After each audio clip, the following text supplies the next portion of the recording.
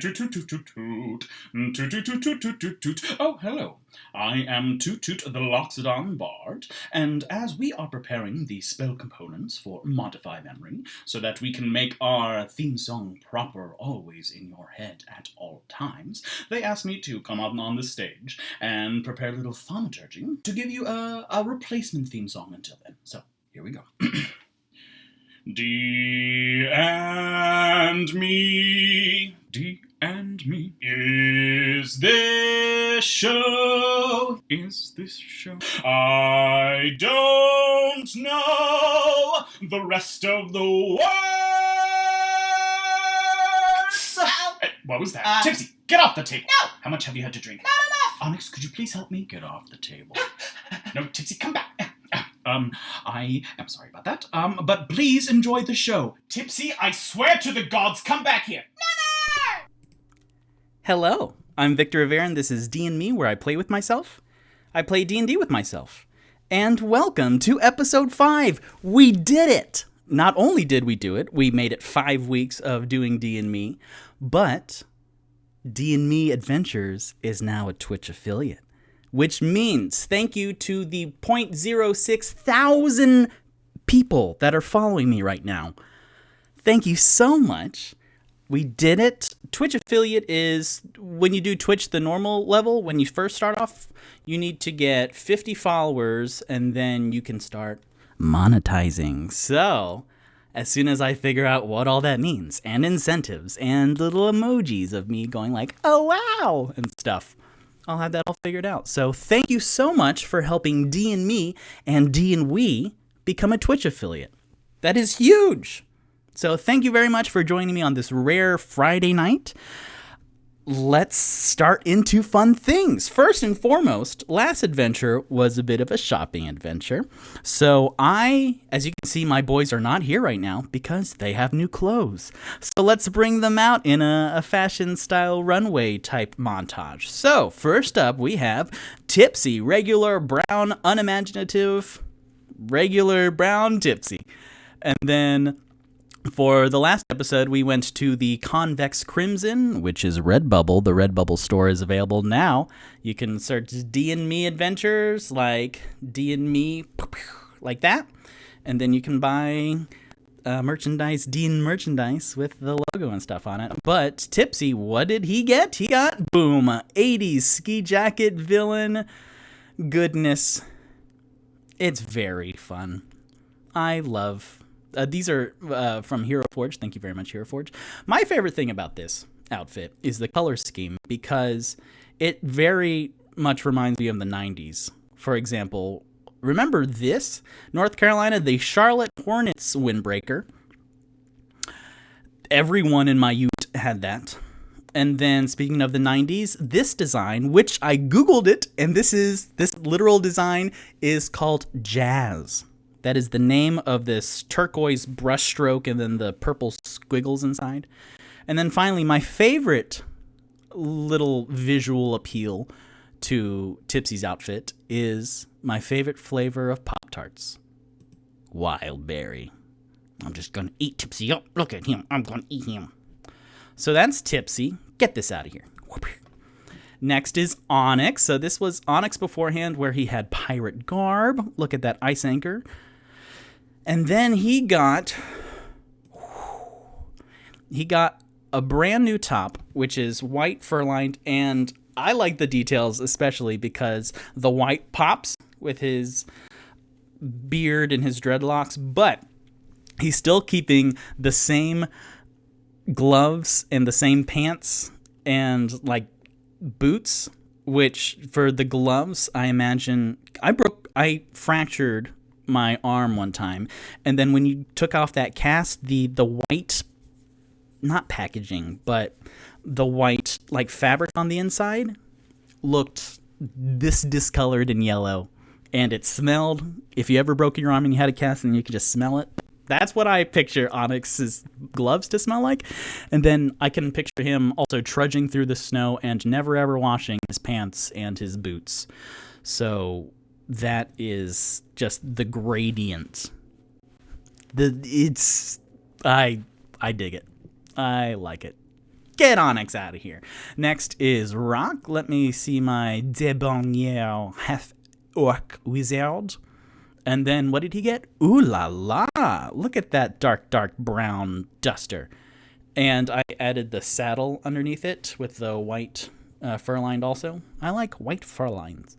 And then the purple pops, the highlights, and the silver buttons. It's just a nice little look. He looks a lot warmer than Mr. No Pants over here. All right. And then whoosh, Tutut. Let me see my handsome Loxodon bard. So there's Tutut. And then I described him as having an Inuit hooded fur-lined also. Everyone has fur-lined, but fur-lined hood, and this is what I pictured. I was spending like 20 minutes in Hero Forge, and I was like, oh, this needs to happen. So here is Tutut's winter outfit. Uh-huh.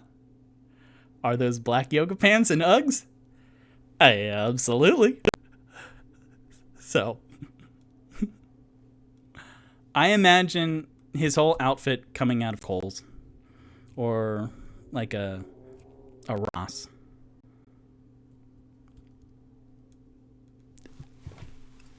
It's so good. I don't know what to tell y'all. Did I peak in episode 5 here at the 5-minute mark? Mayhaps. I'm not bothered. That's perfect. So, that's Tutut's new outfit, so get that out of the way, and then let me see. Everyone in a row. Look at that. This looks like when Neopets have the different skins for like Halloween. This is exactly the feel for me, and I am invested. This is the winter look, the winter line. So I like it very much, and we're going to spend a lot of time with them and these. My mom, hello, Mommy and Poppy. My mom, so for the last episode, her and then another viewer made excellent comments, which I will actually address here in a minute, but she asked in the chat right now, do his pants make noise when he walks? So she said also last week, I also really wanted Tipsy to have those ski pants that go whip, whip, whip, whip when he walks to go with his 80s jacket. And absolutely, that is the case. 100%. So it's windbreaker fabric. So if you just imagine that, just for the rest of until he takes off his pants. So just Tipsy, yay! Walking across the thing. But I'm not going to edit that fully because it'll drive me nuts for when I edit the podcast, which I am doing now currently. So that, and then we'll get to the other contributions here in a minute. But first, I want to go to the top of my list. And I've been doing a series where the Wizards of the Coast Dungeons & Dragons book have little disclaimers at the beginning, which I don't know if anyone else knows of. And I want to share them with you. So this week is the Monster Manual.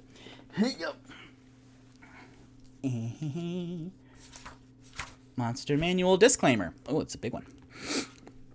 Disclaimer. Any similarities between monsters depicted in this book and monsters that actually exist are purely coincidental. That goes double for mind flayers, which absolutely, utterly, and completely do not exist, nor do they secretly run the D&D team. Do we really need a disclaimer to tell you that? You shouldn't use your brain to consider such irrational thoughts. They only make the mind cluttered, confused, and unpleasantly chewy. A good brain is nice, tender, and barely used. Go ahead, put down this book and watch some reality TV or internet cat videos. They're really funny these days. You won't regret it. We say this only because we love you and your juicy, succulent gamer brain.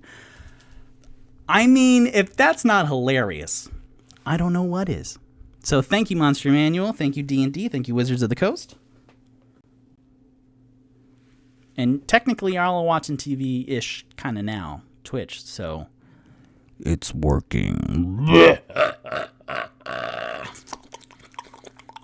Mind flayers are very much kind of Dr. Zoidberg, Tentacle Mouth, and Davy Jones from Pirates of the Caribbean movie, so they're like squid faces. Just so you know. And that Star Wars character, Plo Koon, I think. Blah, blah, blah, blah, blah. So, Just so you know.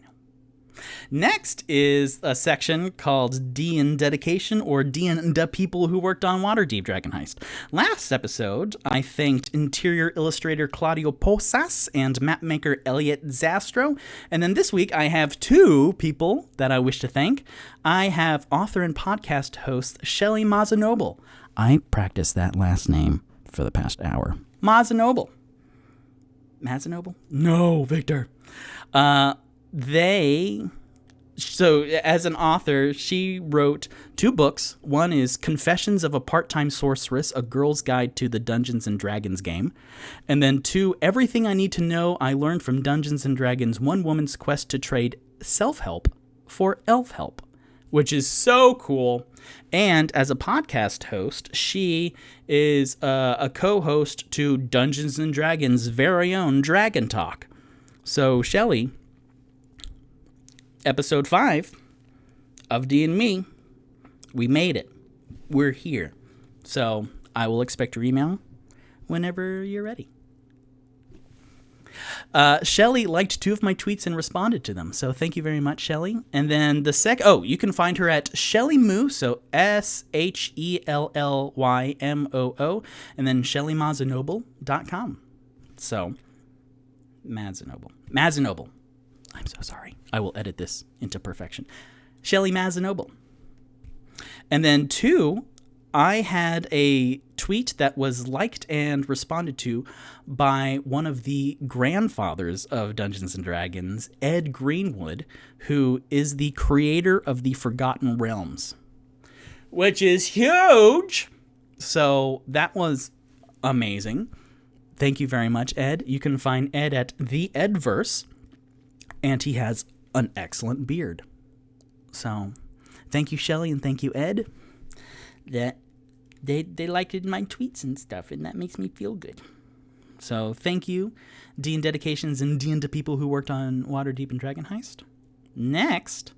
Okay, so now we're to my mommy's comments.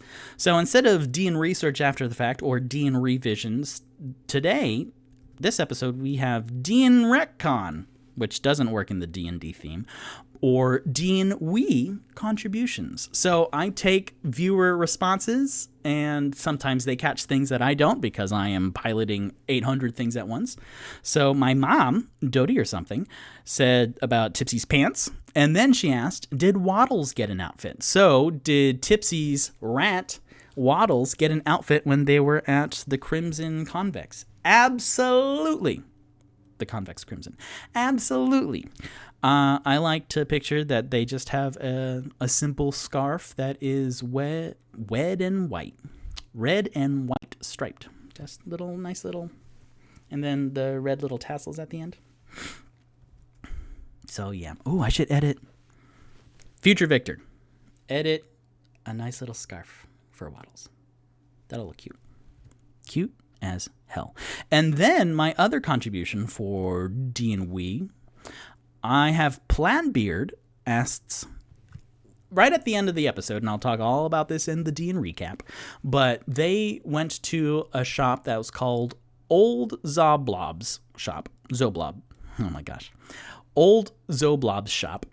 And then I butchered it continually until it just came to Ogslob. So I know what happened. But when they met Ogslob, he was sitting cross-legged on his desk, and it is this deep gnome, so like a dark purple skin, kind of like Rock's skin, but his is like the lighter gray purple, but Ogslob was a dark gray purple. And I said that he had face-painted eyes all over his face, and Plaidbeard asked, are there eyes painted on his eyelids? Absolutely. That's much better than the numbers I was spewing last episode. So yes, so he had 9 face-painted eyes, so like 1, 2, 3, 4, 5, 6, 7, 8, 9. And then when they came into the store, then pop, his eyes open like that. So it's very good. Mazanoble. I'm sorry, Shelly. I tried. All right, so thank you for joining me. That was 13 minutes. Oofa doofa. But this is lovely D&M pre-show stuff. So, now for the D&M recap. Where we last left our boys, they had a very rough night, first coming into the wintry Waterdeep, where they met at the Yawning Portal, they met each other, and barely started conversing when a fight broke out between bandits and a half-orc named Yagra. And then after that was settled, then a troll emerged from the Yawning Portal's well in the middle of the Yawning Portal Tavern. And they deftly defeated that troll without burning down the whole tavern. And then they were approached by an adventurer named Volothamgedarm, who asked for help. And then the next morning, when they woke up, then they went back down and they met Volothamp again, Volo to his friends. And Volo told them about rescuing his friend Floon, and the last time Volo saw him was down in the dock ward a couple nights ago, where they were drinking at the Skewered Dragon, and Floon hasn't been seen since. So my boys left the Yawning Portal, then went up to the Convex Crimson, which is a merchandise store, D&M merch. And they all bought wintry outfits because they were not suited for winter, which is interesting because they all were bamfed out of where they were, which was very tropical and underground in a dwarven city. So that is peculiar. But then they started exploring down to the dock ward, where they saw some carnage in the streets, and then they went to the old Zoblob's shop and met Ogzlob. It's fine. No one's doing a transcript on this. They don't have to pull out their hair to figure everything out. So they went inside this very purple shop, and then the deep gnome became very obsessed with rock, and then they left. So, resuming back at the beginning, so everyone left the old Zoblob's shop, Tutut being the last one, and he has a red dragon scale in one arm, and then this tiny little notebook in the other that is purple pleather wrapped, and he goes up to Rock going, "Well, he was very peculiar. This is yours." And he hands Rock the blank book, whose pages refuse to hold ink, chalk, graphite, or any other substance of marking. So let me mark that Tutut gave Rock that.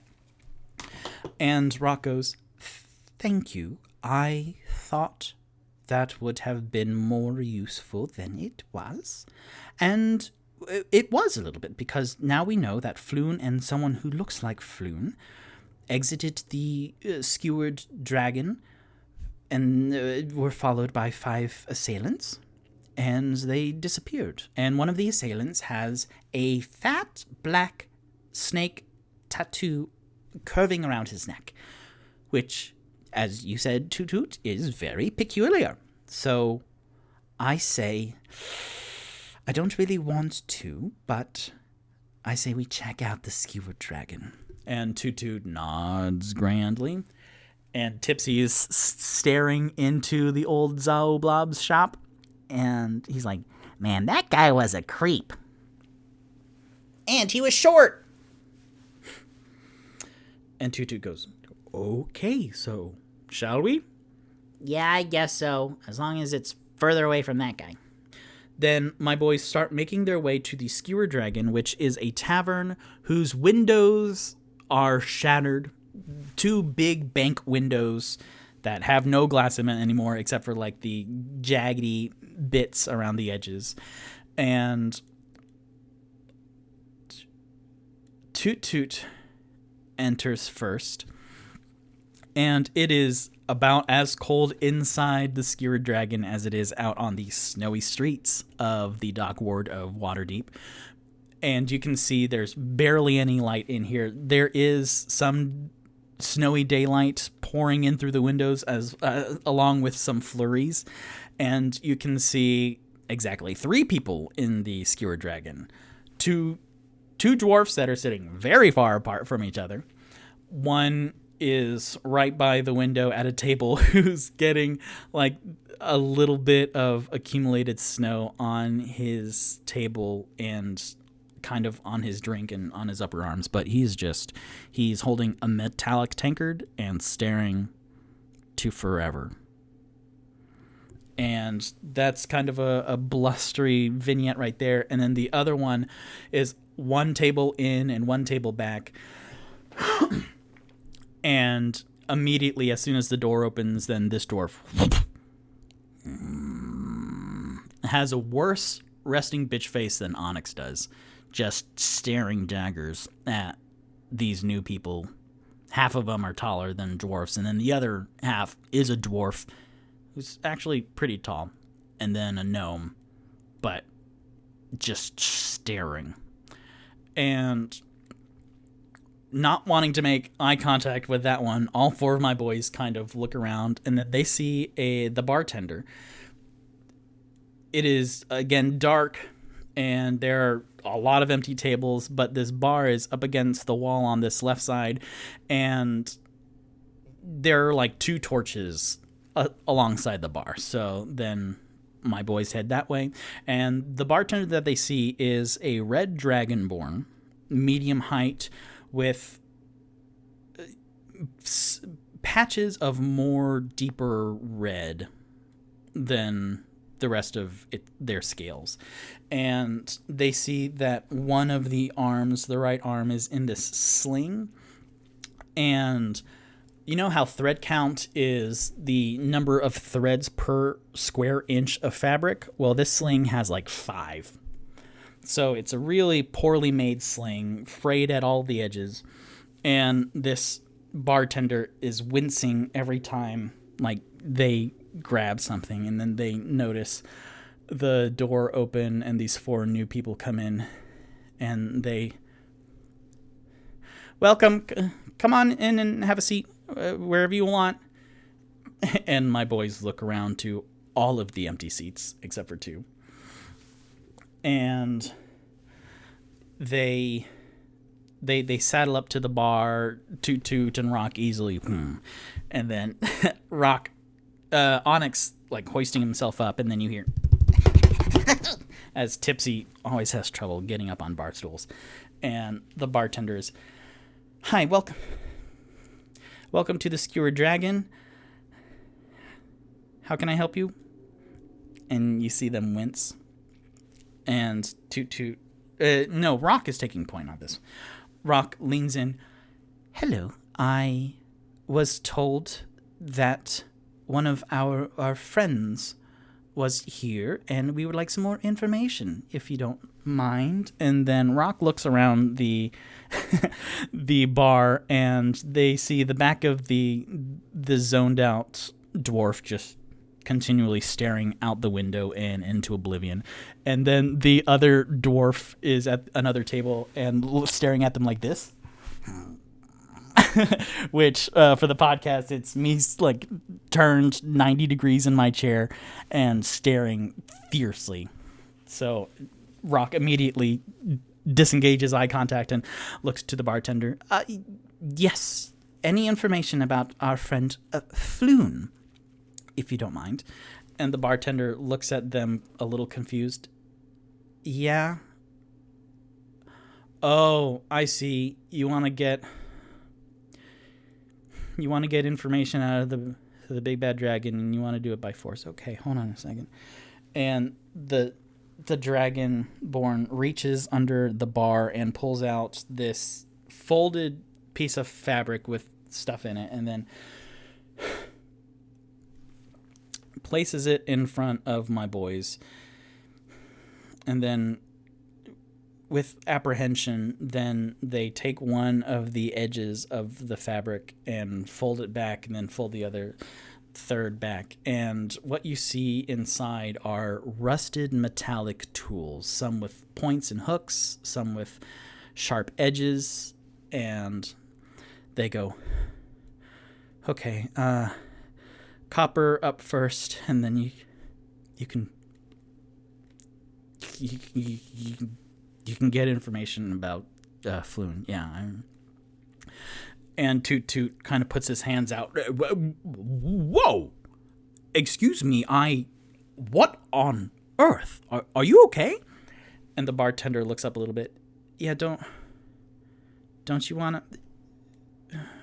And the bartender will look around at the concern that is on my four boys' faces, and with a 15 insight check, they go, "Oh, y'all are new here, huh? Well, and as they twist around using their left hand to point outside, then they wince really hard at their right arm, and they point outside. People don't come to the Skewered Dragon for like drink and food. They come to skewer the dragon." And then they present their hand at themselves a little bit, like a ta-da, like a sad ta-da. And Tutu goes, "No, we just want, good heavens, do people do this?" And he gestures down to the instruments and points back to the bartender. "To you?" And the Dragonborn goes, "Yeah, for a couple copper, they can like take one of the hooks and a lot of the time they like to skewer my side because they think it's like picturesque and real heroic.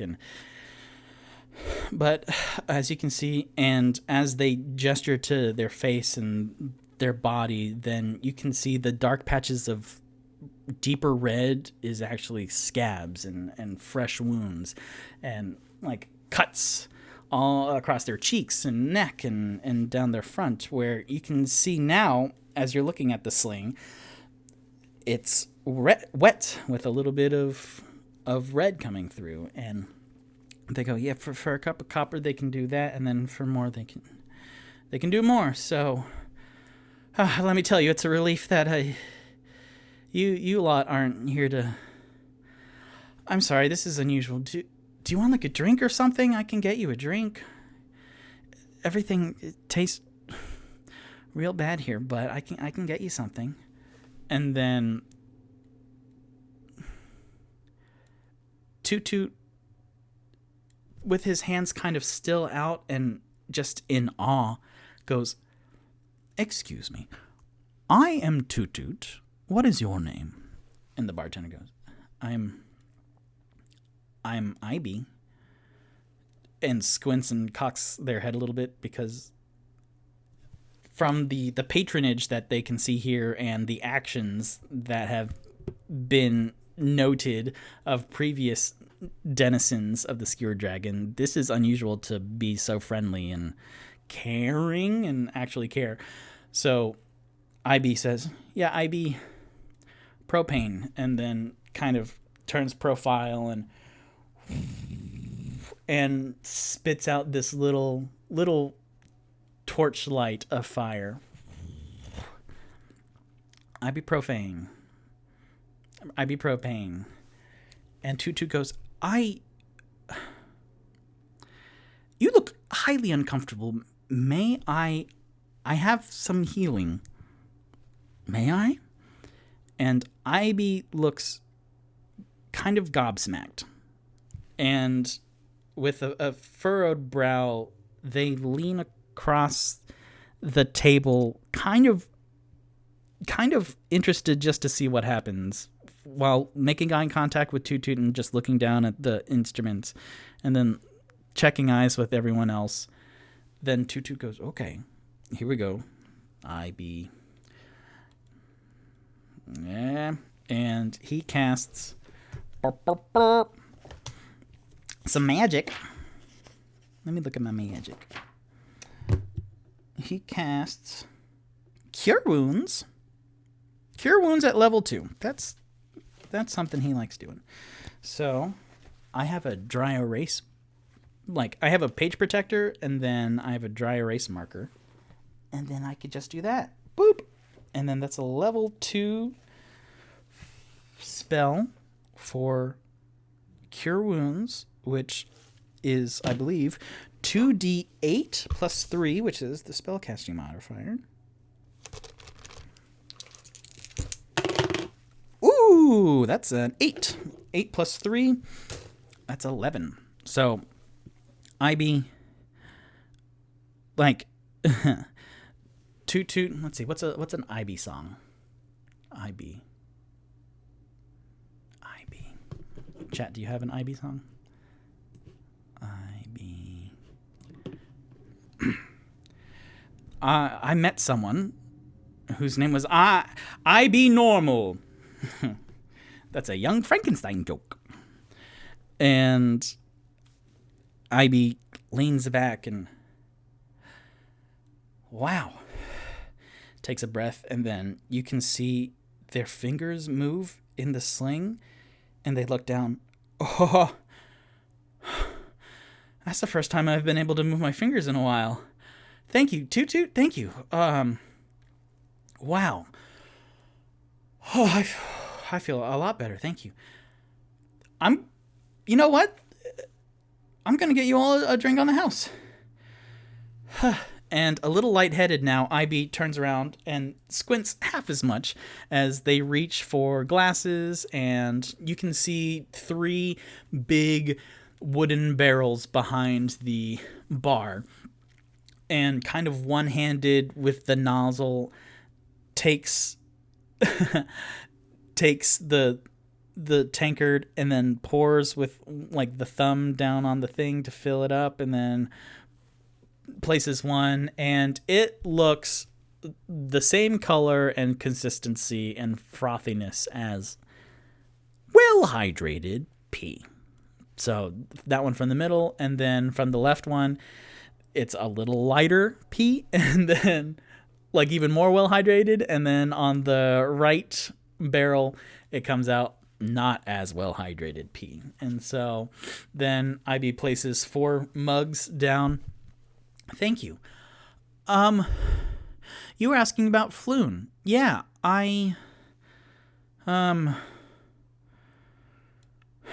let's see.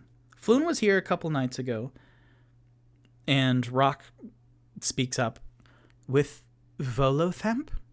And again, this is very purposeful of Rock calling Volothamp. Yes, with Volo, yeah. He was here and they were drinking. And then you hear a whoa, that knocked over some stuff on my desk. But you look to the left, and there's the squinting dwarf that saddled up to the bar and is just staring even angrier at my boys and go, "Oh, you lot come in here and touch my bartender and want and get free beer. That's not how you do." And Tutu go, "Excuse me, sir. We are having a discussion with IB here." "Oh, yeah, well, she doesn't." And then the bartender goes, "Thornan, I told you I'm they, them." And then Thornan, "I don't give a rat's arse. So she gives you free beer. That's not right." And then Tutut shoves back and stands to his full 7'3" towering form over this dwarf and goes, "Excuse me, sir. This bartender told you their preferred pronouns, and you are acting quite like a jacked ass." And Thornan takes like 3 copper from his pocket, his coin purse, and then puts them on the bar and goes, "Hand me the weapons."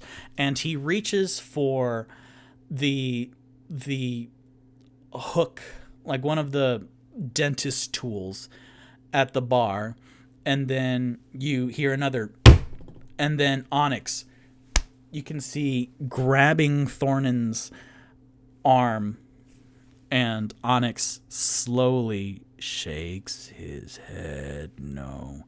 And then Thornan, completely nonplussed, goes, "Yeah, you're gonna do something about it, you fucking tall freak."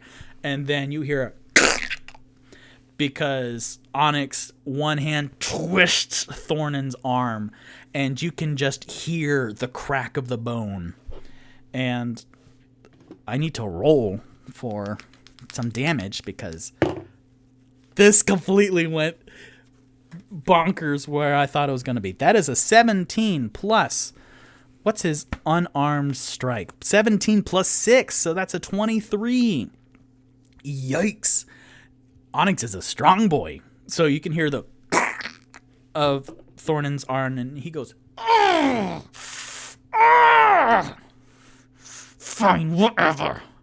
And then you can see effort in the shoulder being made to drop the hooked instrument, but the fingers aren't listening to the shoulder. And you can, content warning, this is gross, but the arm is at an angle that is not 180 degrees that an arm should be. And Thornin goes, "Ah, fuck! You traitor to your race." And then he grabs his limp, angled arm and clasps it to him. "Ah, fuck!" And then just storms out. And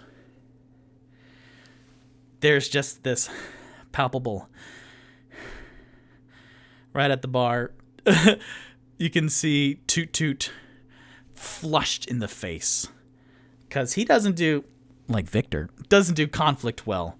But Rock is standing there, brow furrowed and mouth ajar a little bit, just gobsmacked. And then you see Tipsy completely leaning back in his bar stool, looking over, just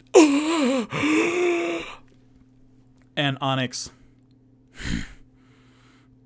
scoffs, puts his hand on the table, and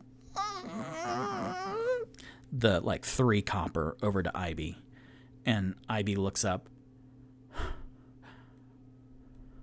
"Thank you. No one has really done that."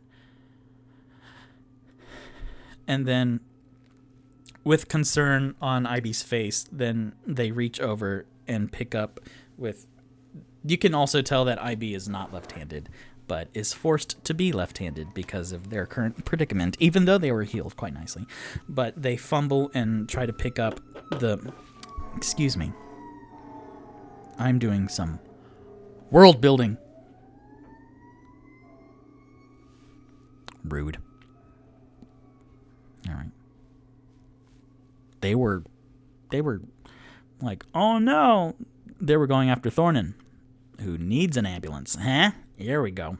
So you can see that Ivy's not left-handed, but has to be in this predicament. And they pick up the 3 coins, and you can see the coin clatter a little bit. And Onyx reaches out the same hand to Ivy and puts his hand on top of their hand, gently though.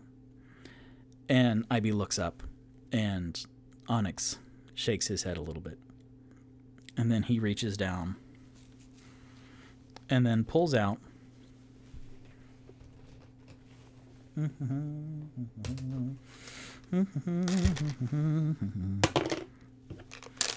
instead of the 3 copper, then he goes into his coin purse and then pulls out 3 gold.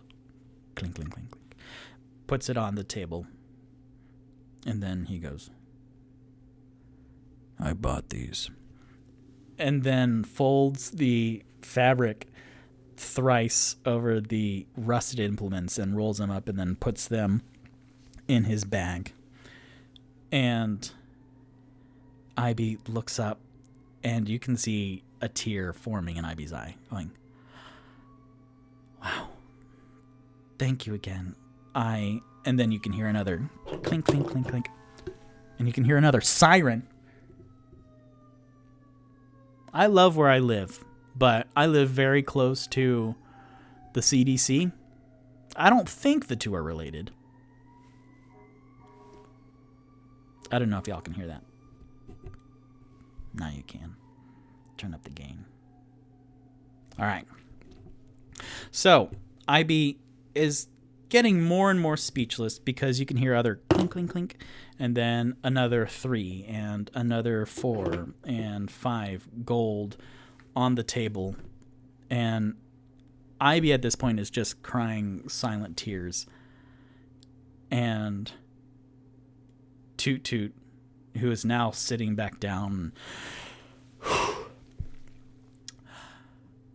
he looks down at the pile of gold. I think you have enough gold to retire. That you don't need to work at the Skewered Dragon anymore. Huh, boys? And he looks around, and Rock and Tipsy nod, and Onyx nods once. And IB goes, you know what? Yeah. Fuck this place. And they reach out for trying to stack up the gold, but then Rock reaches across and sets all the gold up into a pile. And Tutut, still kind of razzle-dazzled, takes the mug and then drinks the whole thing, places it down. That is really bad. That is another siren. This is ridiculous. This will be fun to edit out in the podcast, which episode 1 of the podcast is done, and I'm editing episode 2 now, and it's very exciting. And listening to all my mistakes for the first episode, I said this in the D&Me, this D&Med this past Monday, but I said 699 ums. And I have said significantly less since. Hundreds less since. So, that was a joke. That wasn't on purpose. So, Rock stacks up the gold, and Tutut slams down the awful beer. And IB lights up, going, you know what? Yeah. I'm done. So, y'all can have whatever you want. And at this, 2 things happen at once. One, you see in the glass behind IB, so there are the 3 giant wooden barrels there, but also there's like this little shelf with a glass front on it, and you can see some smaller bottles of liquor in there and some finer glassware. But in the reflection of the glass, then you see a little match being lit. And as the camera pulls focus to see the match being lit, you can see in the reflection, I swear to the gods. Can you all hear that? I can hear that. And that's a lot of sirens. But it's okay. Unless something's happening outside my window. I thought they were just driving by. Hold, please. Uh-huh. Okay. They're just being...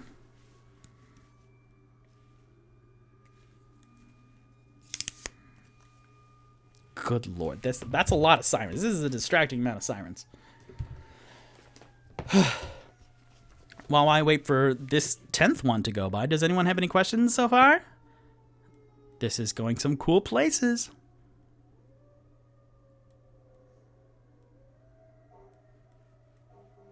I hope like the parking lot across the street from me isn't on fire or something.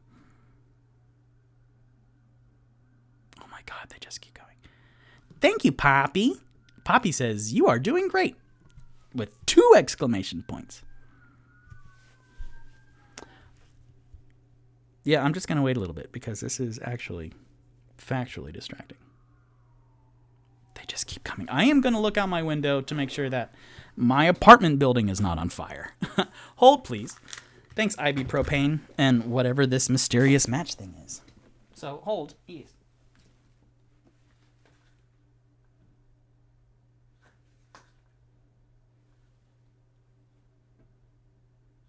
Alright. I'm fine. For now. Never had that happen before. Episode V. Episode 5. All right. I'm going to go a little bit longer tonight anyways because I have a lot that I wanted to do today. So, 2 things happen at once. One, you see in the reflection a match being lit, and as the camera pulls focus to look in on the reflection of the match, then you can see a female figure sitting in the shadows of a corner booth that my boys didn't see before. And in the reflection, you can see her lighting a cigarette at the end of a cigarette holder. And Victor does not promote the use of tobacco products, and I am not being paid to do the tobaccos. So, you see that, and then with IB saying you can have whatever you want, you see Tipsy's face light up. And my forest gnome rogue will roll a wisdom saving throw at disadvantage. Y'all, I love when dice rolls perfectly interweave with narrative, because Tipsy rolled wisdom saving throw with disadvantage. That means I roll 2d20s. I add all of Tipsy's stats and numbers, and I choose the lower of the 2 with disadvantage. Tipsy just rolled 2 natural 1s. So you see his face light up. You see his smile and his eyes wider than you've seen in this whole adventure so far. And Tipsy, with a little tear forming, he says, "I can have anything I want?" And then Ivy, who's picking up the gold and putting it in their left pocket, goes, "Yeah, I'm done here. This is the last you will ever see me in the Skewered Dragon." And you can see Ivy looking around and starts to get excited about the possibilities of all of this gold. They could move out of the dock ward. They can start a whole new life. They could get proper care instead of what you would imagine to be glue and prayers holding some of their wounds together. And Tipsy goes,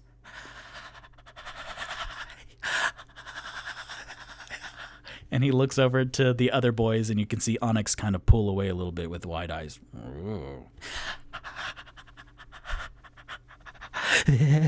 And he's vibrating as he gets down from the bar stool, and you can see him just, you can see as if you take the footage of him walking to behind the bar, but you take like a couple frames out of the thing, so he's just like just glitching, like he's too caffeinated to behind the bar, and you don't see him because he's 2'10" behind this bar, but you can hear just clink, clink, clink, clink, clink, clink, clink. Just lots of bottles and glassware going nuts.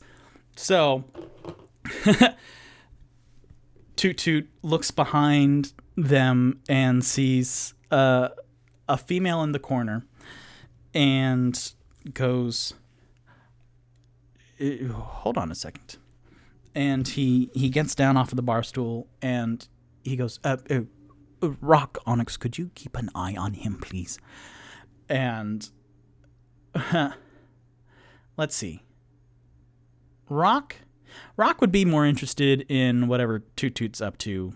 And you can see Onyx much more interested in Tipsy because he's kind of pushing himself over the bar and kind of trying to watch with like a little childish glee of like, "Oh, what's happening?"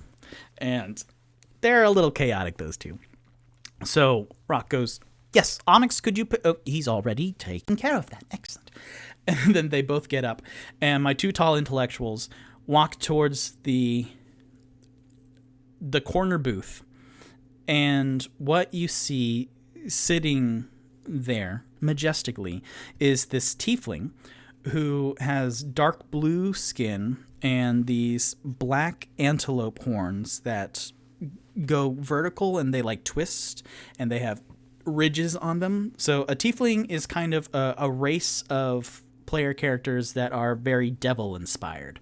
So you see, and she has like long silky black hair that's tied up just in a sleek ponytail going down, and she's elegantly dressed, and she is smoking from this cigarette holder, and she takes an inhale, and then as she exhales outwards, she gestures towards the empty seats in front of her.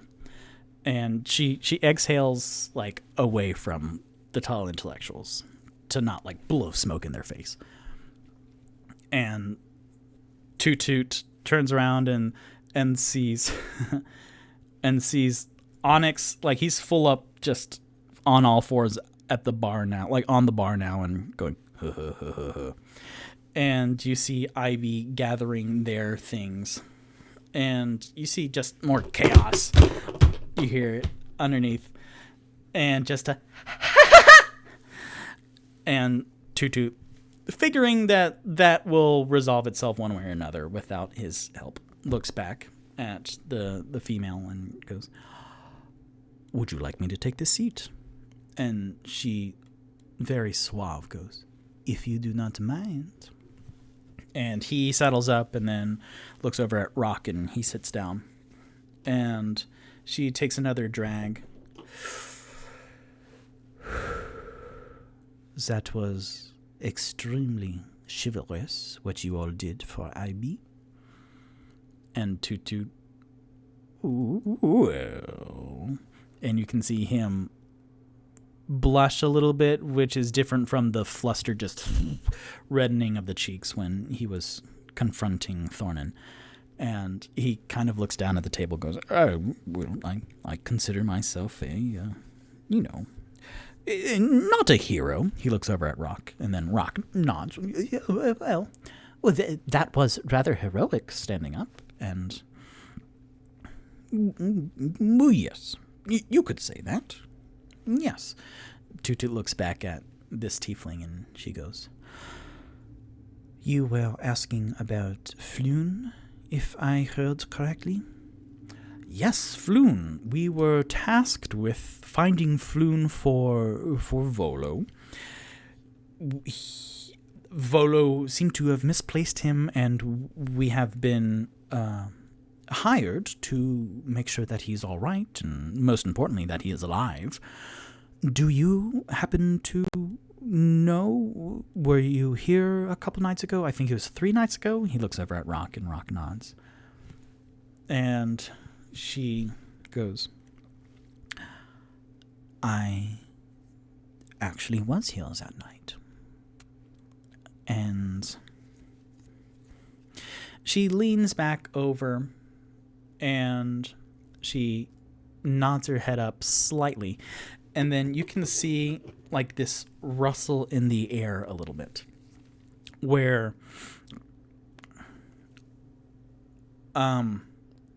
she was blowing her smoke out left, away from the tall intellectuals, but she nodded to her right, and then you see smoke kind of wafting in the air, traveling towards her, and then like this one little stream of smoke.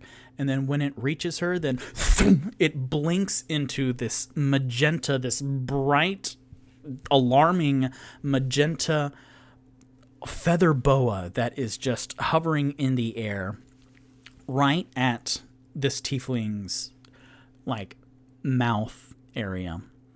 And the feather boa blinks these 2 beady little beanie baby black eyes. And she, the tiefling swings her head this way, and like it's a feather boa, but it's also this eel-like thing. The eel wraps around her neck, and then is there in stark contrast to her bright blue skin pigment. And the feather boa just relaxes and kind of overlaps its mouth with its tail and closes its eyes, and it looks imperceivable to a feather boa. And Rock is just staring mouth agape at this illusionary animal. And she goes, oh no, Victor forgot the question. Yes, I was here. I saw that Volo Samp was sitting with Floon into late at night, where then the very tipsy Volo Samp stumbled out of the Skewered dragon, and not a while later then this other man came in and started playing cards with Floon. And do you know Renier Never Ember? Which, not in a French accent, is Renier Never Ember. And both of the tall intellectuals look at each other and shake their head. That is the first time I have ever heard that name. Ah, well, imagine Floon, but more handsome and of a higher status than Floon. And you have Renier, who is also the former open hands of Waterdeep. And she explains that the open hand is kind of the Grand Marshal of Waterdeep, who is not the mayor, but the one who oversees kind of all justice. And she says they were here for a while, they played cards, and they, at this point, quite inebriated. Water break.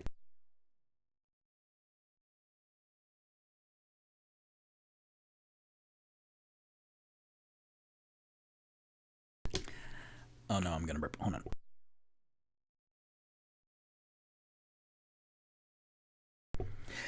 At this point, the quite inebriated Floon stumbled up to his feet and began to exit, and then Renier went after him to make sure that he was fine.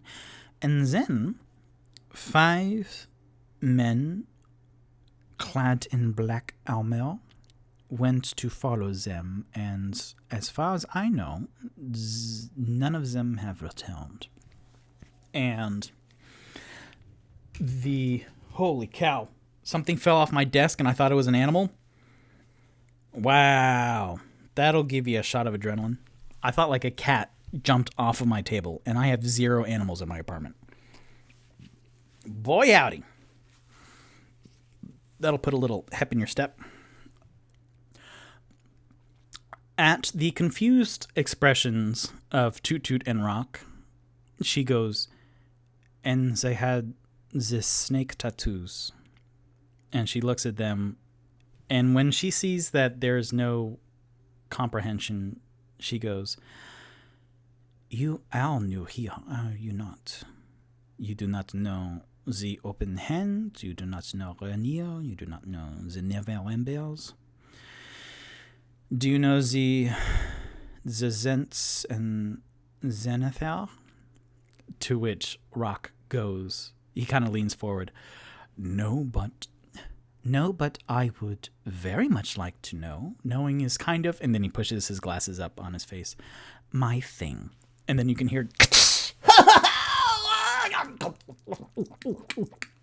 in the background, and you can look over, and Tipsy handed up Onyx on the bar like this bottle, and you can see Onyx just chugging, and then you could see the end of a bottle being uplifted behind the bar, and that's gonna be some chaos here in a minute. But this is exposition. This is important.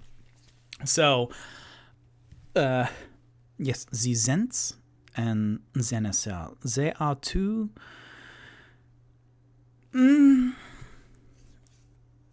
good is not the right word, but the Zents are the Zentarium, which are called the Black... God bless, I don't remember. The Black... They are called the Black Network. The Black Network. The Black Network.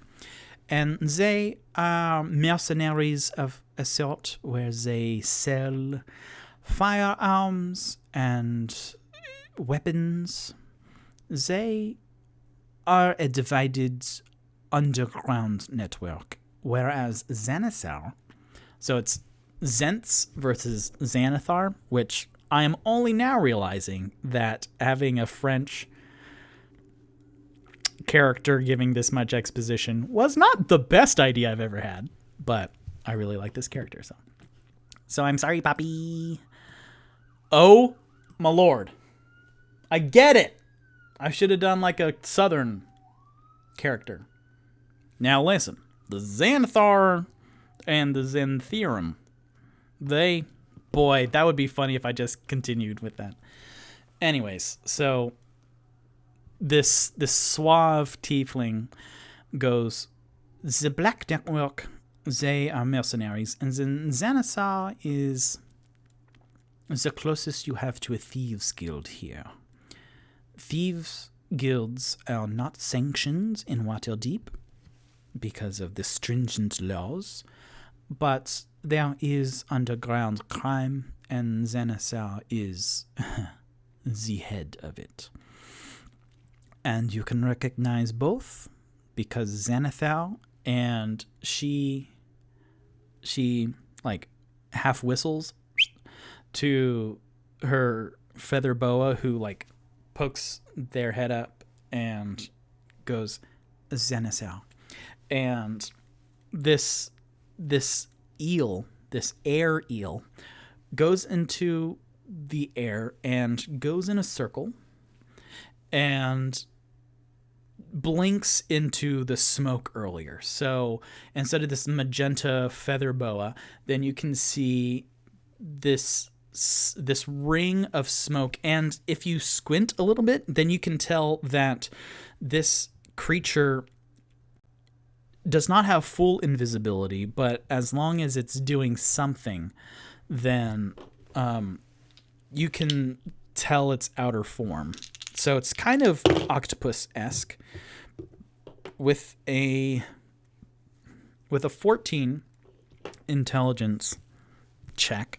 Then Rock gathers that the reflection in the surface of the glass was this creature, because it was brighter than and the glass of the cabinets were real frosted over, like kind of if you are in a smoker's house, then you have that just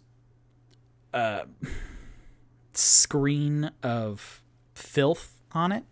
So it was like that. So the reflection was crisper and brighter than what a true reflection would have been.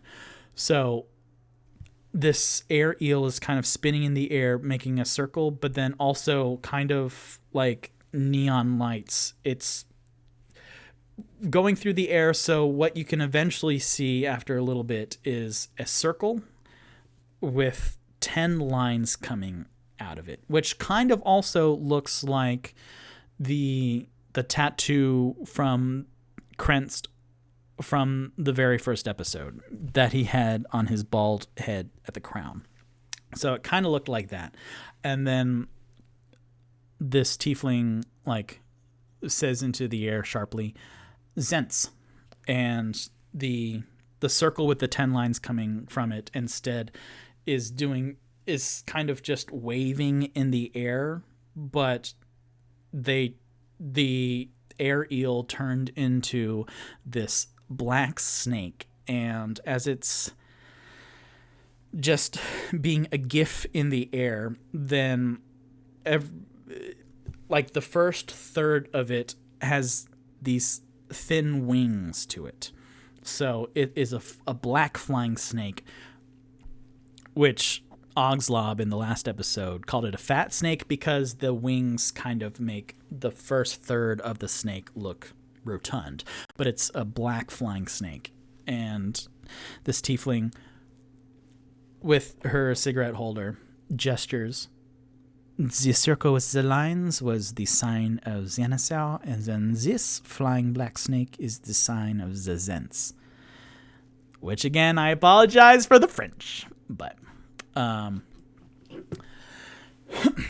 So she goes, they have been at odds for a while now, and if I was a betting woman, then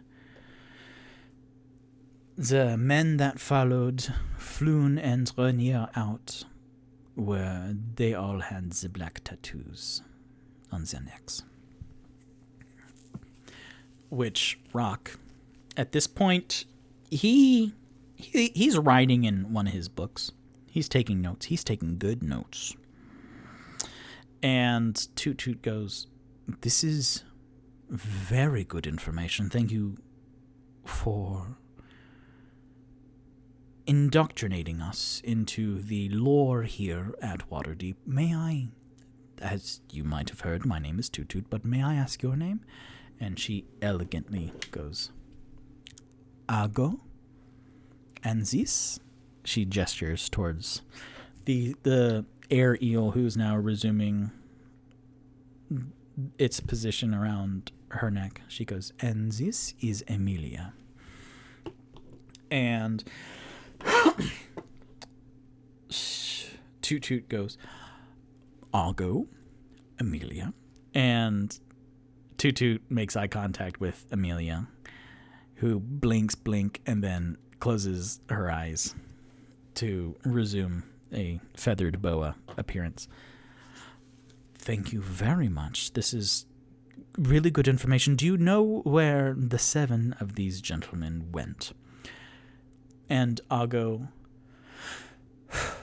because you have helped out Ibi, and you seem like good men, entering into this hole in the wall, this dive bar, breaking one of the residents' arms, without hesitation, I will tell you, they have the closest warehouse that they have is up in Candle Lane, which is Candle Lane in not French. And then Rock already has the map out. Candle Lane. It is just north of us. So that is a very good clue. That is the next step. Thank you. I'll go. My name is Rock. Rock. And Tutut. And your messy miscreants. Yeah, they are Onyx and Tipsy. Well, that makes sense. And he looks over, and at this point, Onyx got down from the bar and has like 4 bottles in his arms, and his nose and his cheeks are a little bit red, and he's just standing there, just kind of looking at the ground. Speaking of which, the other dwarf by the window hasn't moved since. So him and Onyx are just stock still. And you can hear just more crashes and just sloppy from behind the bar. And IB has put on this thick winter coat, and with the one arm, they have the sleeve halfway done, and they're trying to get the other. And then Ago goes, Ibi, come here. And Ibi looks up, and before they come over to Ago, then they go behind the bar a little bit, and then you can hear, excuse me. and then you can hear some moving of things, and then IB emerges with this dusted wine bottle and comes closer, comes to the booth with everyone in it, and Algo beckons IB closer, and then Algo helps. Let's see, would it be more helpful to put the arm? No, what Algo does is takes the limp arm that would be the right arm and kind of ties it a little bit loosely but securely, and closing up the front so that IB can go outside better, and make sure that IB is all set. And then IB, kind of like a kindergartner and whose mom is tying their shoes for them, IB is kind of watching this, and IB goes, "Thank you, Algo. I think you should have this," and places what looks like an actual pretty nice bottle of wine in front of Algo, but it does have a light dusting of just sediment from being what you would imagine at the very back of the underneath the bar. And Onyx has the rusted tools now. Victor just remembered that. Interesting. So IB, who's still standing there, looks over at Rock and Tutut, and they go, "Thank you very much. You have changed my life. I'll be seeing you around." And they leave, and they pass by Onyx, and they place a hand on Onyx's shoulder, and you can hear a quiet thank you, and Onyx like snaps up a little bit and looks blurry-eyed at IB, and for the first time in 5 episodes you see Onyx with a smile that grows on their face. And IB, you can see IB straighten up and and you can see their tail kind of wag behind them as they exit the Skewered dragon for what you would imagine and hope for the last time. And the door closes, but the snow keeps still drifting in from the open bank of windows, and you're getting concerned about the dwarf who's just sitting right by them. And Tutut looks back at Algo and goes, "Is there any way we could thank you?" And she waits for a minute. She takes a couple of drags from her cigarette holder and breathes away from my boys. And she says, "Because I said earlier that you seem like good men,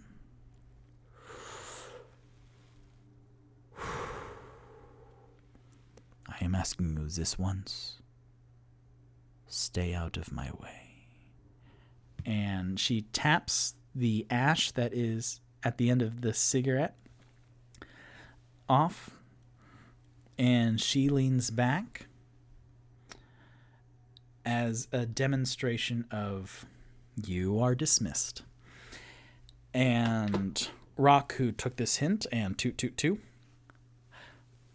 kind of scoot awkwardly out from across the booth and turn to see the mess that is now seeping out from underneath the bar. And let's roll to see what alcoholic damage Tipsy did, being left unattended at a bar. Y'all, in the week between episodes, where I have time to think about all the havoc that I have wrought, and the inventory and coin exchange and the NPCs that they meet, I think of what great things will happen in the next episode. This went above and beyond what I planned by any means. So I don't even know what to roll. So Onyx has 4. This is one of those moments where, as a DM, you're just like, Onyx has 4 bottles of whatever he could grab, really. And then Tutut goes on one side, and then Rock goes on the other of this bar. Now, logistics-wise, this bar has 3 giant barrels as like the back wall of just a regular ale, a light ale, and a dark ale. Tipsy probably couldn't have reached any of those. So he went for the bottles of liquor at the bottom and just drank and drank and drank and drank and drank. So, first of all, I'm going to roll a special little something. That is an 11. I'm going to go to my table that I have called Tipsy Drunk Table, where out of a D20 I have 20 things that Tipsy can do when sloshed. And an 11 is the following. So you see Tipsy shoving into his magical backpack what is like a 15th bottle. And he's there, and it's very much that episode of The Simpsons where Homer ate so much, and I think like it was a last little popcorn shrimp that he put in his mouth, and then the popcorn shrimp went, just came right back out, and then he put it back in, and then so it's kind of like that. He's pushing this bottle into the backpack, and it keeps coming back up, and he keeps pushing it down, but he's just doing it more out of something to do. And he looks up at these tall figures and goes, Hey, you, Mr. Elephant Man and Mr. Tusky Face. I know we just met yesterday, but I love both of you. You know that? And where's the scary one? I mean, you're all pretty scary because you're really tall and just towering over me, but man, y'all are my best friends. And then he was sitting crisscross applesauce, and he kind of stands up and throws the backpack behind him, and you can hear clink, clink, clink, clink, clink, clink, clink, clink. And also, he has... Oh, no! My headphone popped out. But he has as many empty bottles as I need to make Molotov cocktails. That is a note for future Victor. But you can hear the clink, clink, clink, clink, like... This never happened to me, but what I've seen on TV is when you go through your parents' liquor cabinet and take a backpack and like sneak away with, again, only drink alcohol if you're 21 or older. But what I've seen in movies and TV is when you sneak away and like you have the 3 Smirnoff bottles of vodka like clink, clink, clink in your backpack as you're sneaking away. So you can hear like 20 clink, clink, clink, clink, clink, clink, clink, clink, clink, clink, clink, clink. As Tipsy puts on his backpack again, goes, I just come here. And then he goes and then hugs Tutut's Ugg. Hug the Ugg. And it's just muffled. You know what? You're just really cool. You're really nice. Mwah! And then kisses Tutut's knee and then sloshes over to Rock and goes, You're so smart. You know that? I really appreciate that. You just like know stuff. And you're really cool and your voice is really neat because you're like, hey, yo, let's go. Hey, oh, let's go. And then Tipsy like almost walks 45 degrees tilted just to the front. And then he sees the still Onyx and he goes, Hey, you, come here, you. And then goes over and then hugs Onyx around the waist and my she likes to let's get drunk. Victor doesn't know the actual words to that song, obviously. What is that song, chat? Let me know. And So at this point, golly, that's so far out of anything I have written down. Back to the top. Let's see. I'm going to read my D&M notes for a second. That doesn't work at all.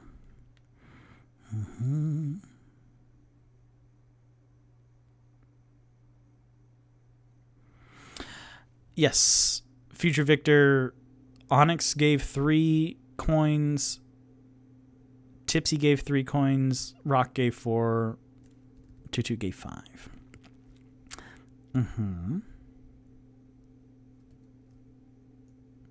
Great. Hey! I did all of that very well. Let me read my book real quick, just to make sure I don't have Algo wave them back going, oh, I forgot something. Come here, let me tell you.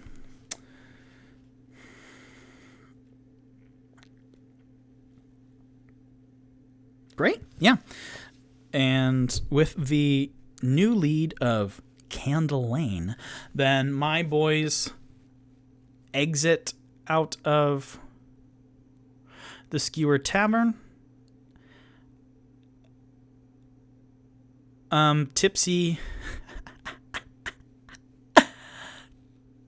as they're leaving, then Onyx, Rock has to kind of herd cats a little bit with Onyx, like swaying, like having really heavy steps and kind of being a Roomba in that it goes diagonally a little bit, and then Rock has to reach out and like push Onyx in the right direction of just keep trudging forward.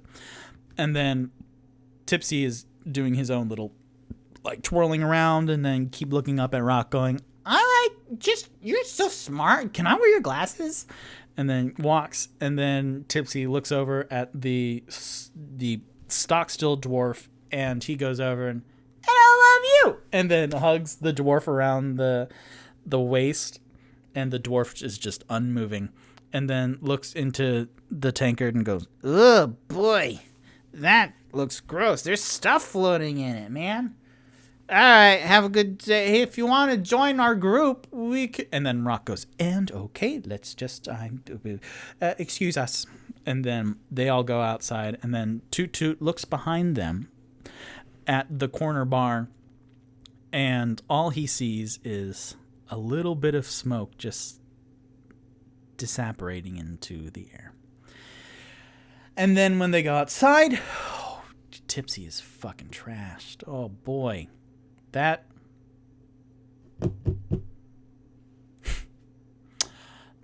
muddies things up. I love it, though. I wouldn't have it any other way. Let's get bump. Oh, is that what it's called? Blitzkrieg Bop? That sounds pretty familiar, huh? Blitzkrieg Bop. Hey ho. Let's go. So they are now going with Rock unfurling his map and goes, we need to go north. So they go up North Zastros Street, and then following the map a little bit, they go past Troll Crook Alley, which that doesn't sound ominous at all, huh? And heading towards the Way of the Dragon, which is one of the big roads down here. They go down that a little bit, and then they go into Candle Lane, where Candle Lane, open to page 24. The buildings on either side of Candle Lane are so tall and so tightly packed together that light touches the street only at high sun. So it being snowy and overcast, it's very dark in here, even though it's probably midday. And while they were walking up here, Tipsy goes, I know I had like some biscuits this morning, but I'm pretty hungry. So him and Rock are just munching on rations that they have. And you hear as Rock, who is leading the pack, looks down at his tummy and he goes, I don't have rations. And then he looks over at Tutut, who has one ration in one hand, and he's munching on just beef jerky and then is extending out another hand with rations. Thank you. You are welcome. And my boys are eating rations on the way up because I thought about having food at the Skewered Dragon, but no. It's a real shitty dive bar. So they're going over there, and then as they enter Candle Lane, gloom envelops a narrow alley as dark as a dungeon and as odorous as one, too. Nearly all the street lamps have been smashed. The only light that pierces the darkness is a faint flickering from down the lane like a distant candle. And there's only one street lamp that is at all anything but broken or toppled over. And more cautiously now, oh boy, Tipsy's fucking smashed. All right. Now, more carefully now, because it is darker in Candle Lane, and the only one candle is out. And they are now looking around. Rock and Tutut know that they're looking for like a warehouse kind of dealie. So I will have all my boys roll for perception just to look around at all the buildings and see if they can pick up on something. I will roll new dice because I like having new dice around. All right, so Tipsy at disadvantage because he is schwacy-faced. So that is a 3 plus an 8. That is 11. He is teetering back and forth. He's teetering back and forth and just having a grand old time. Onyx, who is trash, but he's holding it a lot better together. That is a 4 plus a... What is his perception? A 2, so 6. So Tipsy and Onyx are just kind of crunch, crunch, crunch, crunch, crunch. Onyx is looking down and making kind of curly cues in the snow with his big old feet.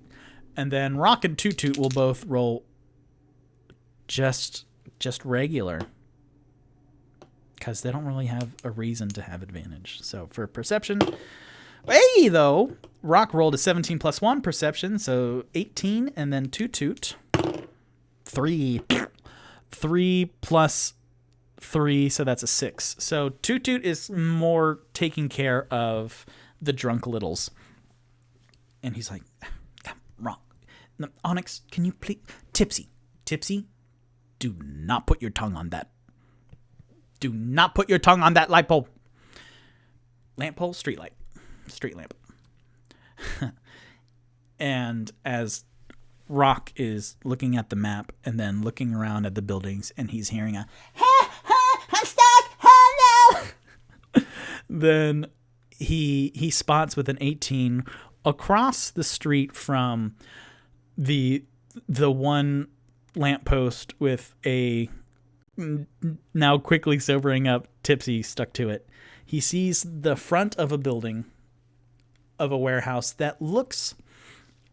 All the other buildings around here are dank and gross and dirty, but this one seems just a hair bit cleaner. And Rock goes up to it and sees on the door frame of the door, up in the corner, he sees a little black drawn snake with some wings on it. And he goes, this one. And he backs up to to the tableau of Tipsy with his tongue stuck to the lamppost and Tutut going, Onyx, no, because Onyx is going, crack, crack, crack, crack, crack, crack. He's cracking his neck and then doing the thing with his fingers where crack, crack, crack. And then grabbing Tipsy's waist, and you hear Tipsy go, and then very carefully, then Onyx kind of grabs around Tipsy's waist and grabs Tipsy's tongue. And with the medicine check,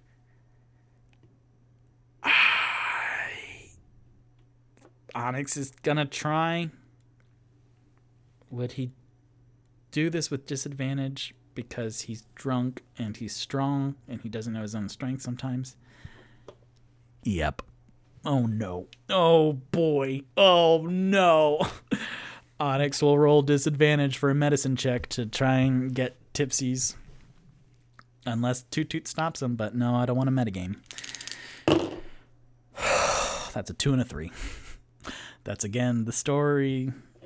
That's the dice telling a story. Dice doing the narrative. So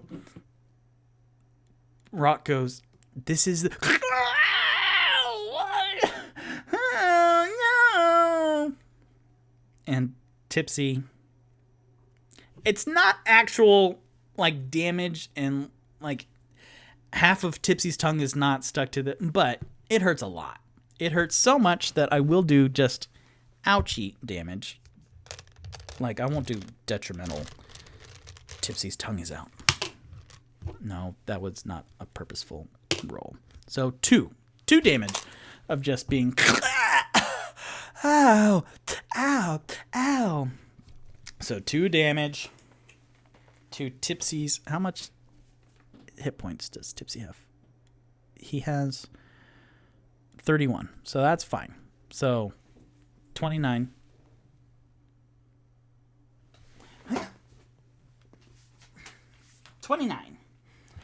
Tipsy has 29 health left. So, Rock goes, can you please? This is the warehouse that Floon and the others, the 5. Oh, you two weren't part of this. So, and Rock is trying to get the attention of Onyx and Tipsy. And Tipsy's just, yeah. And Rock is staring at Tipsy with just half a smile.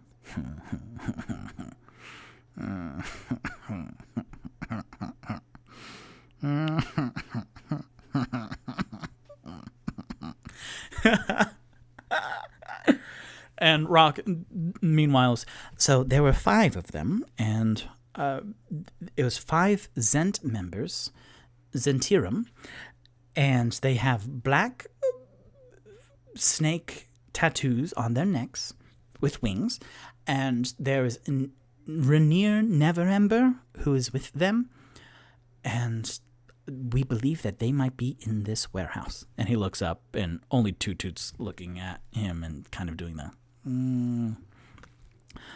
So let's case the joint. And they will do, all of them will just do a straight roll, and then whoever has the better perception like does a better job casing the joint. So Tipsy, 12 plus perception 8. He has a very good perception. Yeah, I don't want to give him disadvantage. 17. So, well, hold on. Tipsy had 20. Onyx had a 17 plus 2, so 19. Very good. Okay. That's a 17 for Rock, who that's 18 total, and then Tutut 5. So Tutut's still like, but all the other 3 do a very good round. I'm just constantly doing different dice just because it's more fun for me.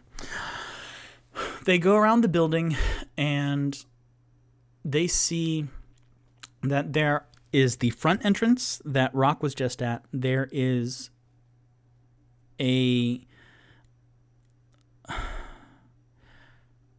one of those,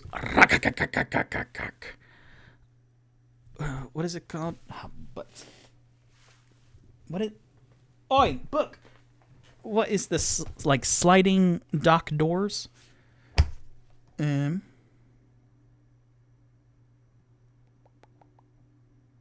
large warehouse loading door. Yeah. So there's one of those, and then a window that is kind of like painted over a little bit. You know, when you go into like an apartment that has just been renovated and taken care of from the previous owners, and they paint over everything, and they paint over the sides of the window. So it's kind of one of those dealies. And Rock, well, all of them, well, Tipsy goes, I found this window. I found this window, and I'm a sneaky boy. I'm a little sneaky boy, so I could go in it, but, and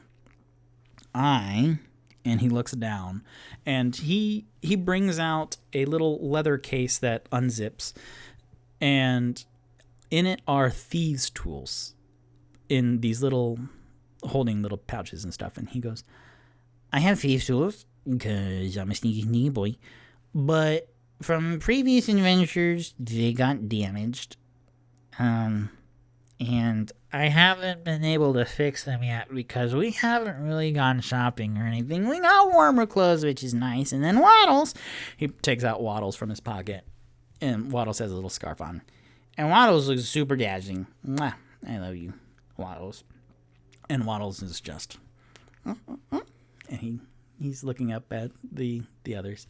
And so Waddles, And so Tipsy puts Waddles back in his pocket. So anyways, these thieves tools, like, they're broken a little bit, but not like totally broken, but I want to get new ones, but I don't think I can ask for new ones because Waterdeep has like a, hey, we're a pretty good place. So, like, I could try and do it, but I'm really good at it, but yeah, let's just do it. And the others are trying to follow along. But the mechanic of it is that Tipsy's thieves' tools are damaged. So if he rolls below a certain number, then something will happen. So he will roll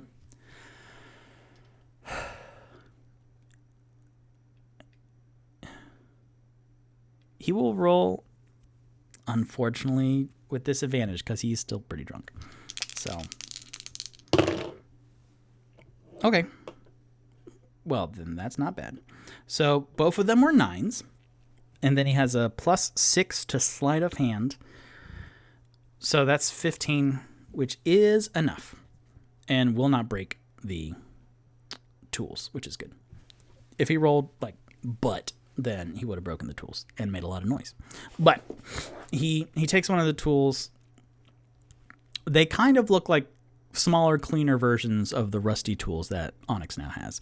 But he takes one of the ones that look like a dentist, like curved bit, and then cuts around the painted edges of the window, and then he goes in and fiddles around on the inside with like 2 more, and he's doing like the cool chopstick, like multiple things and multiple hands, and it's like click, and then he goes bingo, and he slowly lifts it up.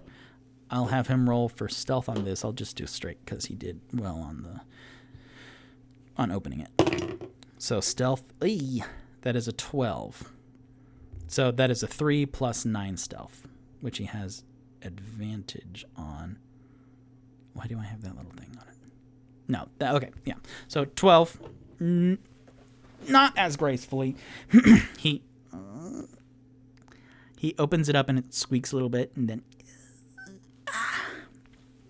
then it's a normal size window, so it's very big for Tipsy and it's a little small for Tutut. So he opens it up and then he scrambles in, and then let's see. From the outside, you can see this little hand pop up, which is Tipsy's hand, and what does he see, and then what does he say?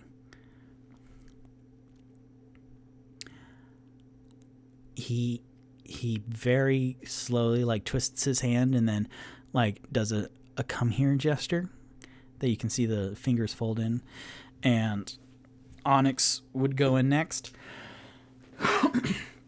He has disadvantage because he is also drunk. But then Tutut, as Onyx is like, okay, Tutut puts his hand on Onyx's shoulder and goes, he puts his hand on Onyx's shoulder and goes, and sings, "Silent night, Holy night. And then he takes his fingers off and then puts them to underneath his trunk and goes, which will give Onyx advantage. Which will give him Bardic Inspiration so that he can roll that in case he real fucks up.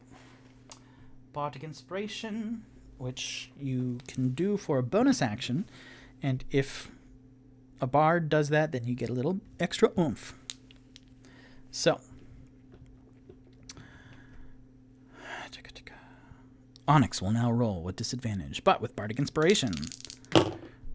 Hey! He did not need it. So, disadvantage, he rolled a 19 and a 16. That 16 plus 0 stealth was still sneakier than Tipsy. So, he will actually keep that Bardic Inspiration for later. All right, it is 8:39. Let's see how much of this we can do. So, he goes in, and then Tutut and Rock kind of sigh relief a little bit. And then Tutut gestures towards Rock in a, you go first. And then Rock will roll straight up. Stealth. Oh, he has pretty good stealth, huh? 10 plus 2 stealth, 12. That's same as Tipsy's. So he awkwardly goes in. He's taller and lankier, so he has trouble getting his leg up a little bit. And then Tutut, who cannot do Bardic Inspiration on himself yet, he's not a high enough level bard, will just go, all is calm, all is bright, as he sings to himself. And then round John Virgin, he ducks his head in and kind of hoists him up, and with a natural 1 plus 3 stealth, but it was a natural 1. Round John. Ow! And he looks up, and the 3 boys are up against the wall being quiet. And then in the middle of this warehouse, then you see necks snap towards where the noise was coming from. And what you see before you is a warehouse with an open second floor, and bodies are littering across the way. There's a dozen bodies lifeless on the ground, and what you see are 4 hunched over forms, and they're smaller, but they have hoods on, and you see 4 beaks pointed at the noise that just happened, and one of these birds say, "Hello there, attack!" And now everyone rolls initiative, which is so exciting. All right. That was a good die. Let's see. Tipsy's initiative. So a 7 plus 3. Tipsy will roll 10. Onyx has he rolled 4. He gets plus 0 to initiative. Rock. 14 plus 2 is 16. Tutut. 8 plus 3, 11. And then these.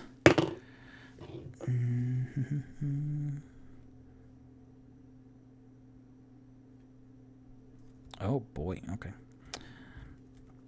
Cool. So,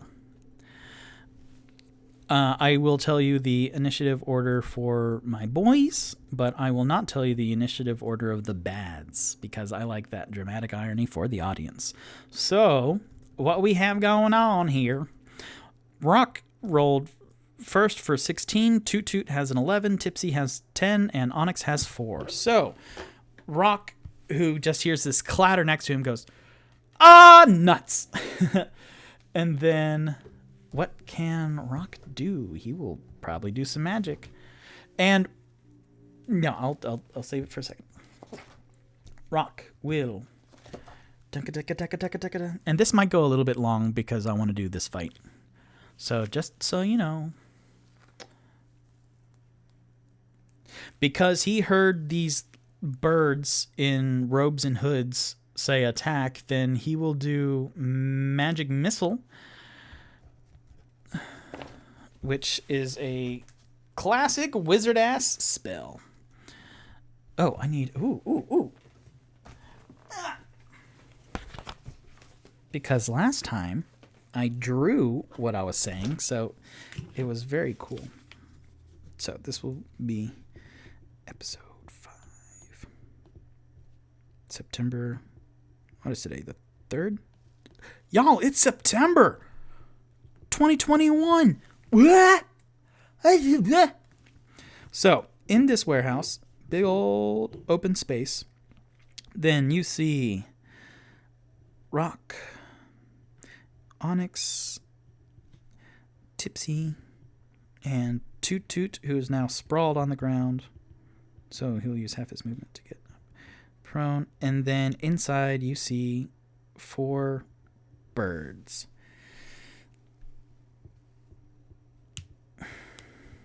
Okay, there we go.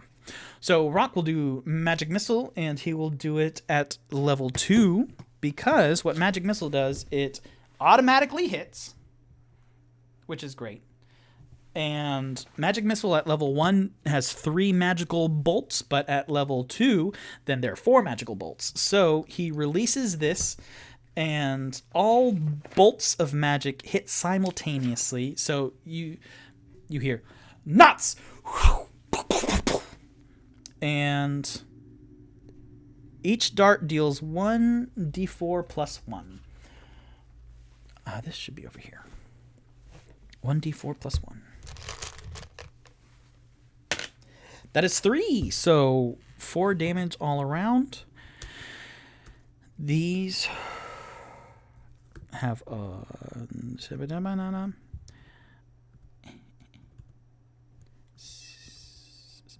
so just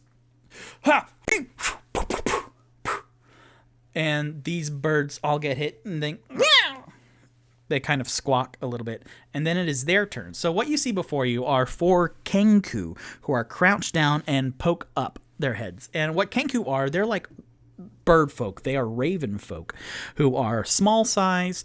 They have the black beaks, black feathers. They have they're just dressed in rags with hood over it, and they kind of look like beggars. And just really cool D&D lore.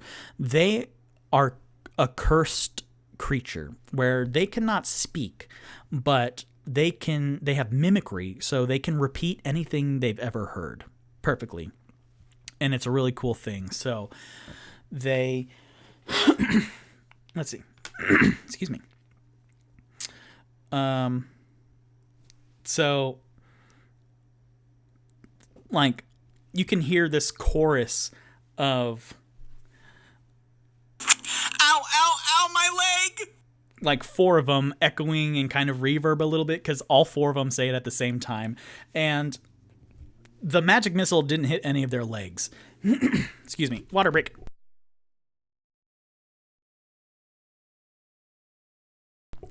But you look around at some of the corpses, and some of the corpses, their legs were torn off. So they say that, and kind of with hand gestures, they kind of divide and conquer. So actually all of them... No.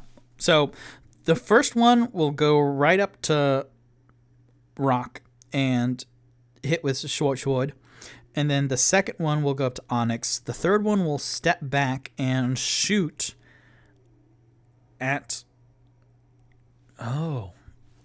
Will shoot at Tutut, but he will have disadvantage with his short bow because Tutut is prone. And if you hit with a ranged weapon, then that's at disadvantage, I think. And then the fourth Kenku will come up to Tipsy and just whale. So Tipsy actually has 29 hit points because of the tongue. Well, if that's just not a sentence you've never heard before, but you want. All right. Hold on, I just want to do some stuff real quick. Okay.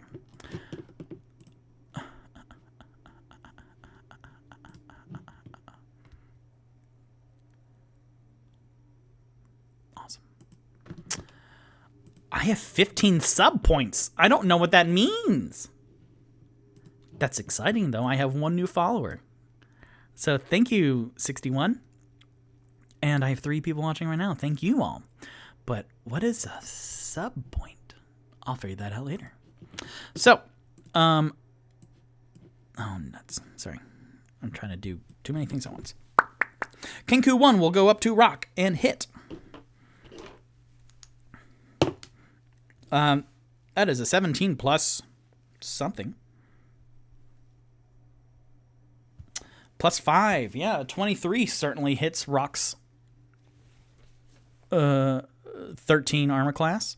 So that first Kenku just slices at rock's leg, doing 1d6 plus 3 piercing damage. All is calm, all is bright. Round yon virgin's mother. 5 plus 3. Yeah, that's a good chunk out of rock. Oh no. 5 plus 3. That's all of rock's hit points. Oh boy. So with that Kenku comes up because rock is a wizard at level 3 and wizards don't have a lot of hit points. So they're actually that first Kenku comes up and with a short sword slices right underneath where Rock's saddle is, and you hear a and then Rock collapses near the collapsed Tutut, and that's not good. All right. I will draw a little X over a rock. So the one that comes up to Onyx will show it all show. That's another 17. Okay, that's the same die. I don't play that. A 17 though, plus 3, plus 5. Ugh. These Kenku, come on. Yeah, that's more than Onyx's class. So that's another 5. Y'all stop. If it's 2 of the same rolls at the same time. So 5 plus 8. That's against Onyx, but Onyx has a lot more hit points. So 43 minus 8 is 35. That's fine.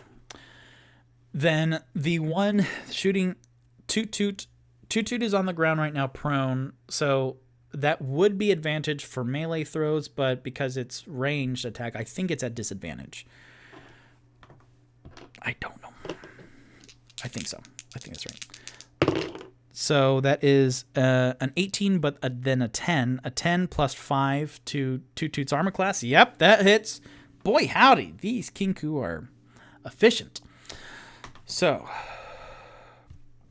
same thing. 5 to hit. It's a d6 plus 3 piercing damage. So only 1. So Tutut gets 4 damage.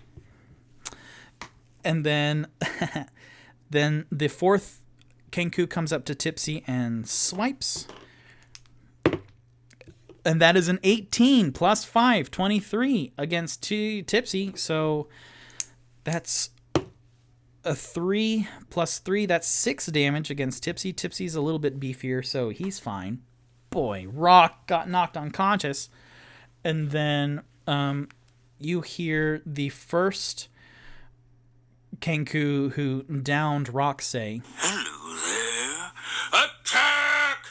That was the wrong one. He says, so the first Kenku that downed Rock says, They were easy to kill. oh no. So that is their turn, and then Tutut, who's on the ground, will get up with half his movement, so that's 15 feet. He will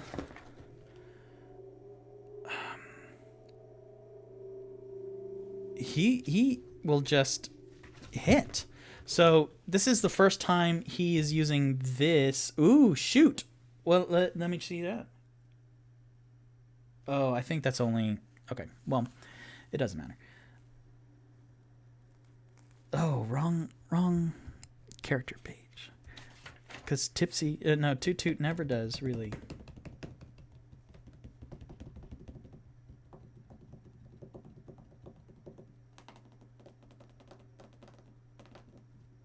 Okay. Oh. That is also interesting.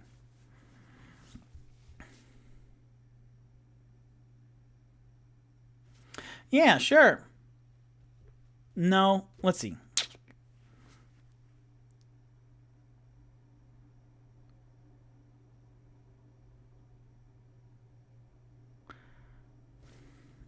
Sorry, y'all. I want to...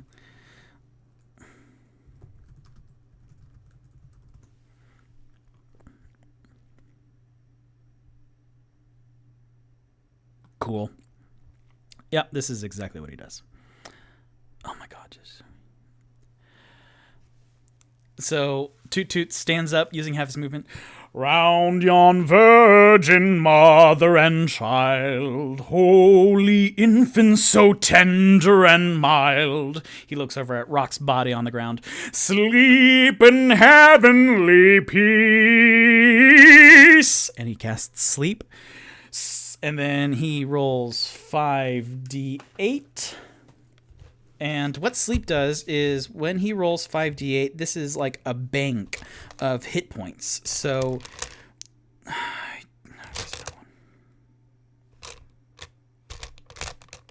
okay, so he will roll 5d8, and then from that, then I'll just do this and explain it this way.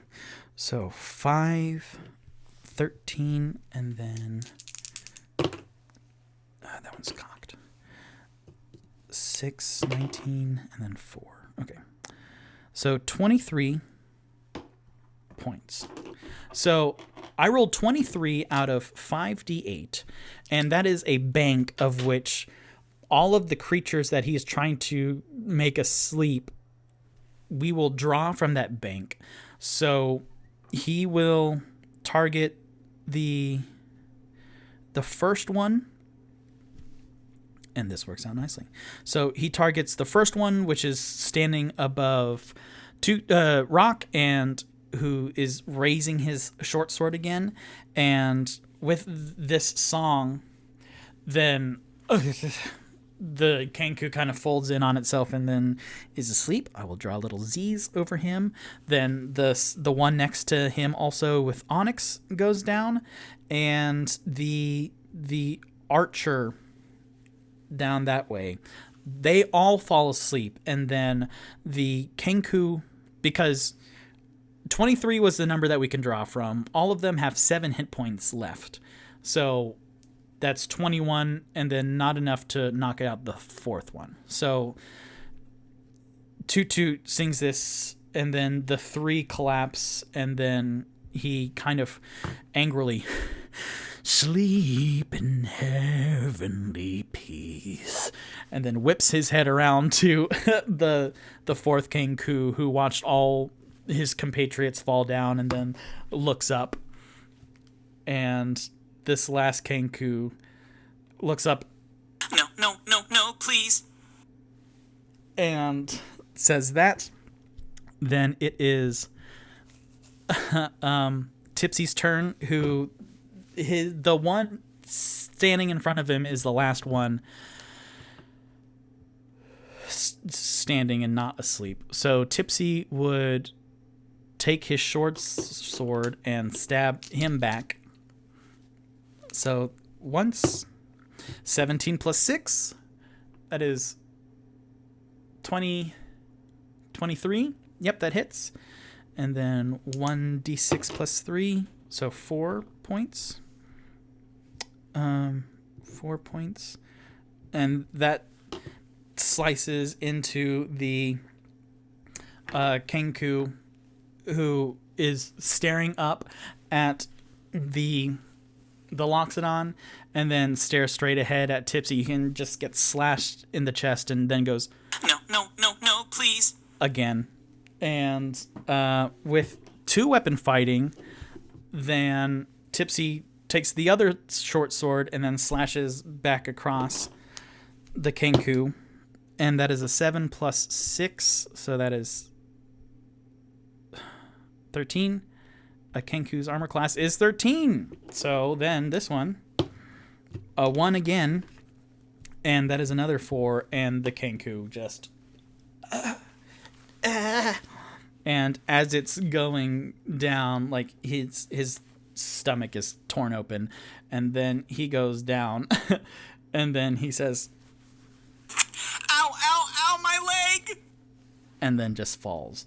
And right now, we have Onyx, who is knocked out. We have Rock, who is knocked out. We have Onyx there. We have Tutut fuming, and then Tipsy with kind of two swords like this. And then 4 downed Kenku, 3 of which are asleep, and then 1 is taken down to unconscious. And that is where we will end the night. Boy, howdy, that was a lot, huh? Awesome. That's a lot. Oh, how exciting. I'm very excited for episode 6, because we will resolve all that. But it is now 8:59, so this is a perfect time to end. Thank you very much for watching. I'm Victor Rivera, and this is D&Me, a show where I play Dungeons & Dragons for myself. Please follow me at DnMeAdventures. So that is whapam. I use that hashtag everywhere. Well, not the social media handle. I use that everywhere for D&Medias.